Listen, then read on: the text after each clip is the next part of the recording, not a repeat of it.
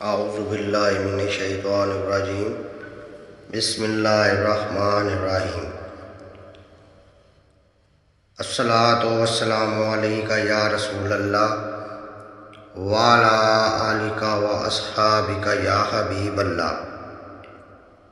تمام آسمانی کتب کا نزول ماہ رمضان میں۔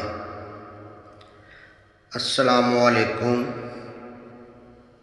محترم ناظرین کرام، ماشاءاللہ سے ماہ رمضان المبارک کا مہینہ آنے والا ہے، تو آج آپ کو اس مبارک مہینے میں کون کون سے دن اور کون کون سی آسمانی کتاب نازل ہوئی اس کے بارے میں بیان فرماؤں گا، اور قرآن پاک کیسے نازل ہوا۔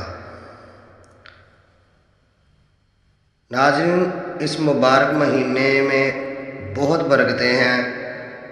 اللہ تعالیٰ نے تمام آسمانی کتب اس مہینے میں نازل فرمائی۔ تو شہاب بن رحمۃ اللہ علیہ حضرت ابو ذر غفاری رضی اللہ عنہ سے روایت کرتے ہیں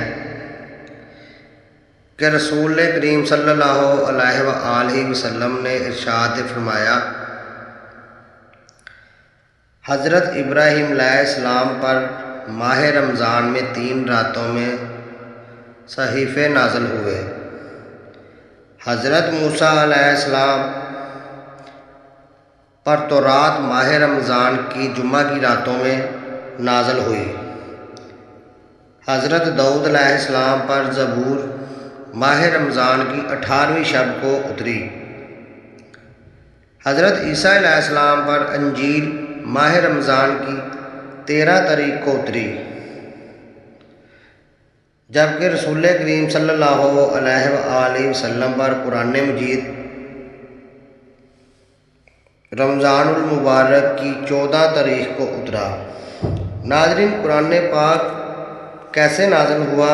حضرت داؤد بن ہند کا کہنا ہے کہ میں نے حضرت شبیر رحمۃ اللہ علیہ سے پوچھا کہ ماہ رمضان میں قرآن پاک کا نزول ہوا تو کیا رسول اللہ صلی اللہ علیہ وآلہ وسلم پر قرآن پاک سالوں میں نازل نہیں ہوا؟